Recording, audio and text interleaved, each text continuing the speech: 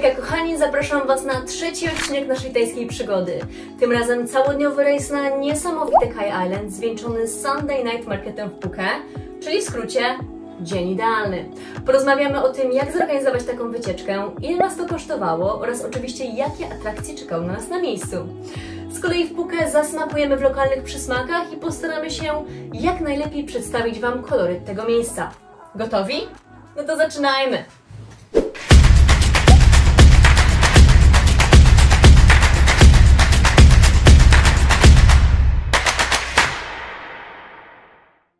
Kai Island to archipelag trzech małych, ale przepięknych wysp położonych zaledwie 20-30 minut łodzią od Phuket, z krystalicznie czystą wodą, białymi plażami i rajskim klimatem. To idealna destynacja na szybki, jednodniowy wypad z Phuket. Wyspy są doskonałe, jeśli marzycie o błękitnej wodzie, interesuje Was snorkeling, chcecie spędzić błogi czas na plaży lub po prostu oderwać się od zgiełku miasta.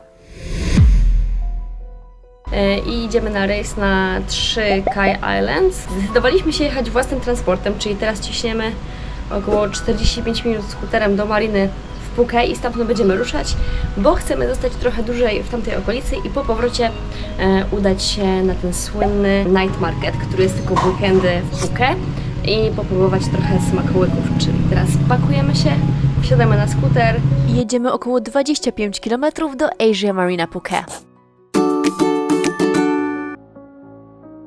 Jeżeli chodzi o samą wycieczkę, to podobnie jak w przypadku Similanów zabukowaliśmy ją przez stronę firmy Phuket Tours Direct.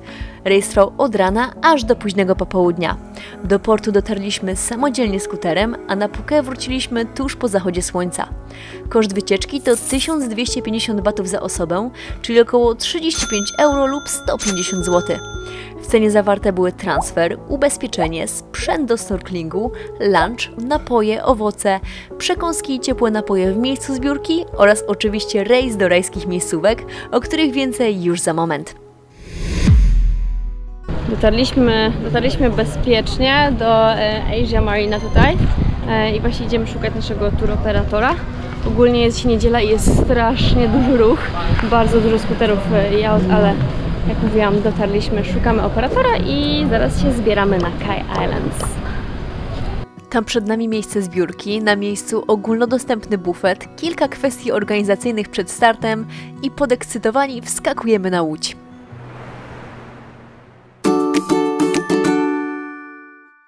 A teraz trochę więcej o wyspach archipelagu. Naszą ulubioną wyspą była Kai Nai, mała, urokliwa wysepka pośrodku Morza Andamańskiego z przepiękną plażą, idealną do wodnych aktywności. Woda wokół wyspy jest krystalicznie czysta, a do tego spotkaliśmy tu mnóstwo przyjaznych kotów, a jak wiecie, mam małą obsesję. Są koteczki, jest impreza. Ale co najważniejsze, to właśnie na tej wyspie udało nam się spróbować swoich sił na skuterze wodnym. I muszę powiedzieć, że było to absolutne must do tej wycieczki. Po tym doświadczeniu uśmiech nie schodził mi z twarzy do końca dnia. Zresztą sami się przekonacie, bo zaraz Wam o tym dokładnie opowiem. Największa z wysp archipelagu to Kai Nok, znana z malowniczych krajobrazów i najczystszych plaż. Choć to największa wyspa, można ją obejść w mniej niż 10 minut. Woda jest przejrzysta, a piasek bielutki, w skrócie doskonałe miejsce do opalania i relaksu. To także świetne miejsce do snorkelingu, choć tutaj warto pamiętać, że woda przy plaży bywa często wykorzystywana przez łodzie. Dlatego najlepsze warunki do snurkowania znajdziecie przy skalistej części wyspy, którą pokazuję Wam o tutaj.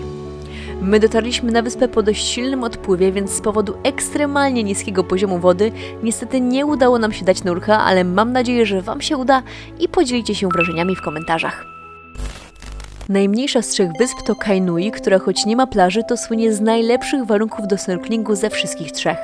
Między tą wyspą a Kai Nok znajduje się przepiękna rafa koralowa, na której w sprzyjających warunkach możecie podziwiać różnorodne morskie stworzenia. My niestety trafiliśmy na silny podwodny prąd, który pozwolił nam cieszyć się tym miejscem tylko przez chwilę. Niemniej jednak z tego co widziałam online przy spokojniejszych warunkach, to miejsce jest naprawdę wyjątkowe. No dobra, to teraz przejdźmy do naszej wycieczki. Nasz pierwszy przystanek na trasie to prywatna wyspa Koh Maiton, przy której chętni mogli wskoczyć na szybki snorkeling. W naszym przypadku okazał się wręcz ekspresowy, bo... 3 minuty później uciekliśmy z wody, bo ilość jellyfishów tutaj jest przerażająca. Te żydełka to mają półmetrowe po prostu. Dangerous. Z uwagi na tą niedogodność zebraliśmy resztę ekipy i wyruszyliśmy na nasz pierwszy oficjalny spot tej wycieczki.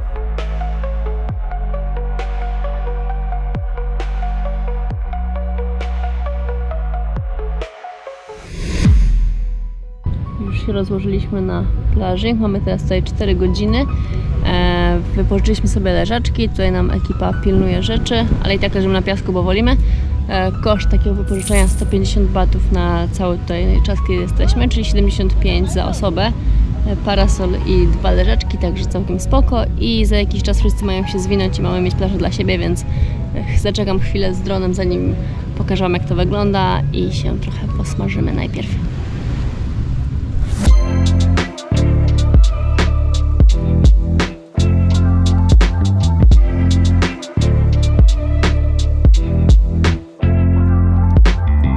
Leżymy chyba z 10 minut, a jest taka patelnia, że ja już płonę żywym ogniem.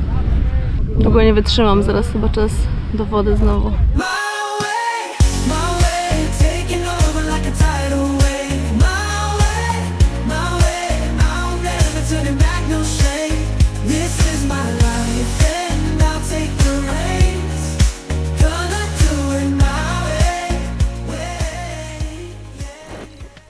Po pływaniu idę na mały spacer w głąb wyspy, a tam istnie hipisowski klimat. Wszędzie urocze znaki, minibary, totalny chill i kotki leniwie wlegujące się w cieniu. Relaks w najczystszej postaci. Klimat jest mega, woda piękna, wszędzie takie mega hippie vibe, także... Wyspa, na której teraz jesteśmy, to jest to ogólnie wyspa Kota, bo nie wiedzieć skąd, ale są tutaj koteczki i właśnie wam pokażę. Żyją sobie tutaj, na pewno jest im bardzo gorąco, bo dzisiejszy dzień to jest po prostu patelnia max. Aż ja, co mi się nie zdarza, usiadłam pod parasolem, bo po prostu to jest too much. I teraz sobie właśnie patrzę na plażę, czekamy aż trochę się przeludni na drona i trochę nagrywek i po lunchu cykniemy jakieś fotki. 12:15 mamy lunch tutaj w restauracji z tyłu, także też oczywiście pokażemy wam zaraz, co tam nam przygotowali. Przyszliśmy 2 minuty za wcześnie, bo Łukasz oczywiście przymiera głodem jak zawsze. Food jeszcze nie jest ready, więc musimy chwilę zaczekać. Właśnie dojrzałam takiego słodziaka, Chonkersa Garfielda i przedstawię wam tutejszego kota. Z kotkiem na tyle się zaprzyjaźniłam, że... Zobaczcie, mamy gościa na lunchu. Także nie obyło się bez miziania, ale wróćmy do lunchu. Smacznego. Do wyboru mieliśmy wersję chicken i seafood. Wzięliśmy obie, żeby Łukasz miał lubię spróbować. I mamy chicken i mamy seafood. Jak oceniasz? Dobre? No dobra. I nie zabrakło oczywiście pysznych, świeżych owoców na deser. Jeden z lepszych. Przepyszota. Jesteśmy właściwie sami, wszyscy już pojechali, więc jak jesteście tutaj na całodniowym turze, to macie właściwie wyspę dla siebie. Przeludniło się, nie ma łodzi, nie ma ludzi, jest po prostu przepięknie.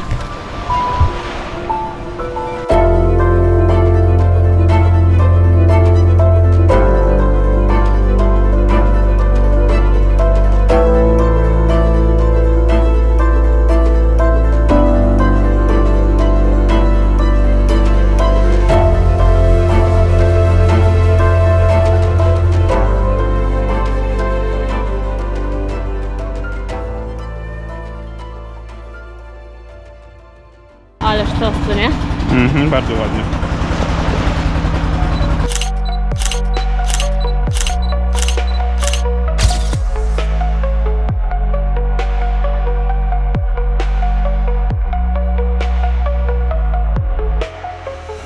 No i gwóźdź programu, czyli zmierzamy na obczajkę skuterów wodnych. 1500 za 25 minut za 2 osoby. Dobra, padła decyzja. Idziemy razem na skuter. Nie? Kamery nie bierzemy, bo będzie ryzykownie. Lecimy. Zapłacone 1500 batów za 2 osoby i mamy 25 minut. I wiecie co? Wezmę kamerę. Ubrani, Łukasz będzie jechał pierwszy 12,5 minuty. Potem zmiana. Nagram wam trochę, jak to wygląda.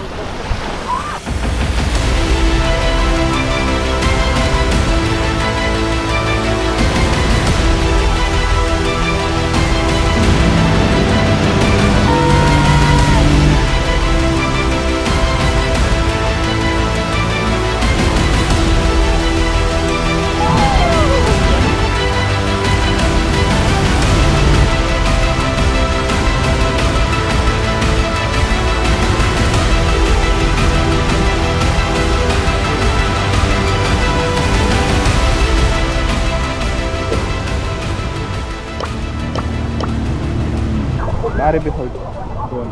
To the beach. No powiem wam, że skuter to było to. Podzieliliśmy się, żeby nie było porówno po 12,5 minuty z 25. Co do sekundy na timerze jeździliśmy. Nie było porówno, dostałaś około 14 albo do 15 minut, bo przyjechałaś spóźniona. Może dobra, może miałam minutę więcej, ale ogólnie podzieliliśmy się praktycznie porówno. Chciałam tylko dokończyć, że jeżeli będzie jeszcze taka możliwość, taka fajna cena, powtarzam, 1500 batów za dwie osoby za 25 minut, to jeszcze raz skorzystamy, bo było ekstra. Przyszedł teraz nasz tour guide Simon i dowiedzieliśmy się, że mamy jednak jeszcze dwie wyspy, czyli spotów będzie właściwie 4. Następna nasza wyspa Kainui, dobrze mówię? Kainui 30 minut snorka i chyba ostatnia Kainok jeszcze godzina na plaży, czyli jeszcze troszkę widoczków i troszkę przypływania przed nami. Żegnamy się ze wspaniałą Kainai i słowem podsumowania. Ale miejscowa jest po prostu no Malediwy, no zobaczcie.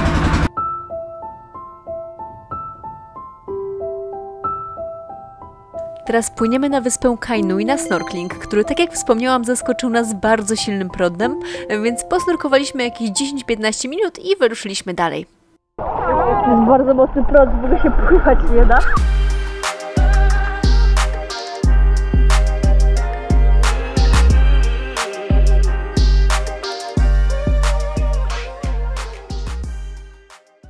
Fajnie było, walczyliśmy z prądem.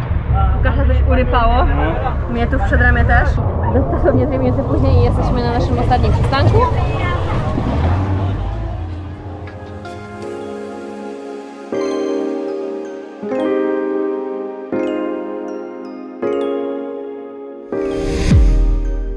No, kolanka to ja sobie dzisiaj zjarałam.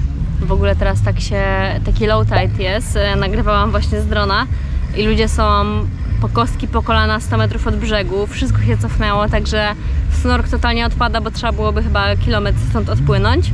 Patrzcie, ogólnie to wszystko normalnie jest pod wodą i tutaj robią snorka, także cofnęło się po prostu maksymalnie. Ogólnie takie cofki to codzienność w Tajlandii, ale tego dnia odpływ był wyjątkowo duży, czego dowodem będzie to, co zostało nas na sam koniec w Phuket, ale o tym za moment. Patrzcie, jaka wielka to meduza. No i ponownie porcja świeżych owoców na plaży. A teraz kilka ujęć z drona.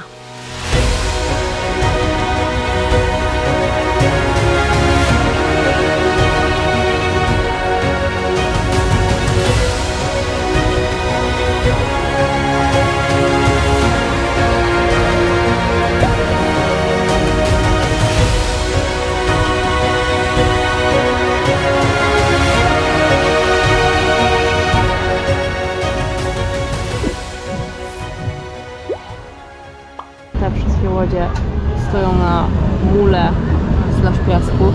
Tutaj już powoli też i nie możemy podpłynąć. Jest kolejka łodzi. Czekamy, to zajdzie chyba z godzinę.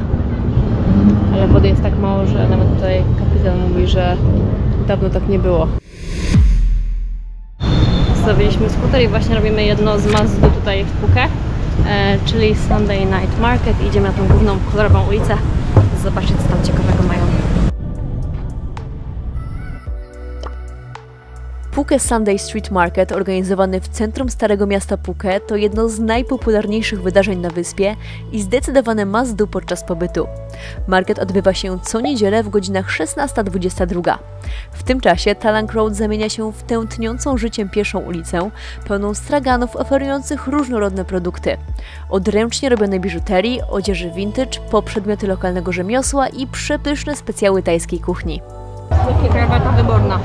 Atutem tego rynku jest jego lokalizacja w malowniczej okolicy Starego Miasta Phuket, z charakterystyczną sino-portugalską architekturą, która nadaje temu miejscu wyjątkowy klimat.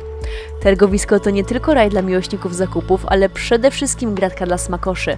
Stoiska z ulicznym jedzeniem oferują szeroki wybór tradycyjnych tajskich potraw, przekąsek i deserów. Warto dodać, że market to także miejsce, gdzie można posłuchać występów artystycznych na żywo lub podziwiać taneczne piruety radosnych Tajów. Jest to bardzo zatłoczona atrakcja, ale z pewnością polecamy, bo mimo tłumów dobrze się bawiliśmy, a całe doświadczenie było niezwykle ciekawe i barwne. A teraz kilka kadrów z degustacji i spacerów po tętniącej życiem Talang Road. Tego jest tutaj tak dużo, że po prostu kosmos. Przeszliśmy dopiero kilka metrów. Próbujemy pancake'i. Mamy banana, kokonat i taro. Taro to jest takie fioletowe. Banana pyszny jak ratuszek. Teraz bierzemy soczek.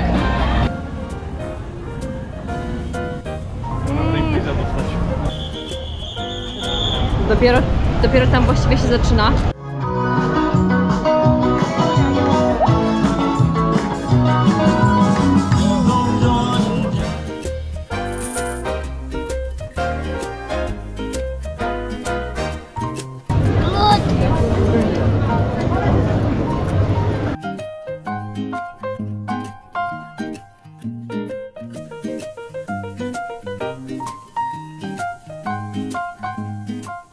Tempo oczywiście żółwia, bo jest tyle ludzi, ale można spróbować i kupić dosłownie wszystko.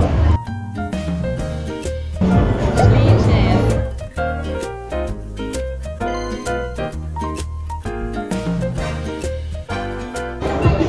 Wszystkie w innym kolorze. I tu też wszystkie bydleczki w innym kolorze. A szaszłyki. Chicken i shrimp. Wyglądają bardzo ładnie. Krawata wyborna, kurczakowe. Pyszka, ale shrimp wygrywa. Bardzo dobre.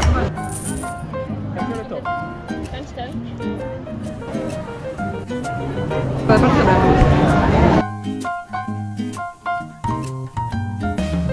So pretty.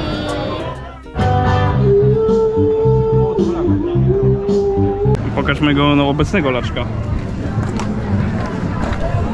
Łukasz kosztuje nas bardzo dużo, bo wszystko psuje i musimy wszystko kupować. Wyrósł ze spodenek, zniszczył klapki, zgubił naszą matę na plaży itp. itd. Nie będę kontynuować. Jest expensive. Przyszli po kawę na noc.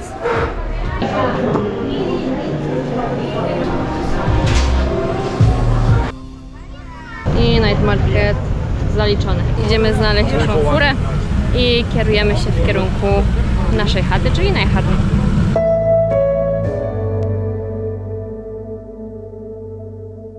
Jeszcze chciałabym gorąco polecić nasze koszule z 7-Eleven. Tym razem mam w rekinki. Cena takiej koszuli 199 batów, czyli około 20 zł. I myślę, że będziemy dalej polować i jak będą jakieś fajne wzory, to sobie jeszcze to kupimy. No i to by było na tyle z naszego wspaniałego dnia spędzonego na Kai Island, zwieńczonego wizytą na night markecie w Phuket. Jeżeli jeszcze nie widzieliście poprzednich 2 odcinków, w których opowiadam o organizacji życia i pracy w Phuket oraz rejsie na niesamowite Similany, to koniecznie nadróbcie zaległości. Ja się jednak nie zatrzymuję, a w kolejnych odcinkach zapraszam Was na rajskie Coral i Raya Islands, wschód słońca z Black Rock Viewpoint, monumentalną statuę Buddy, niesamowitą Freedom Beach, wyspę Jamesa Bonda, kajaki wokół Hong Island, długi weekend na PP, popularną Maya Bay, cudowne nurkowanie i wiele, wiele więcej. Z góry dziękuję za Waszą obecność do końca oraz za wszystkie nowe lajki, komentarze i subskrypcje. Do zobaczenia wkrótce!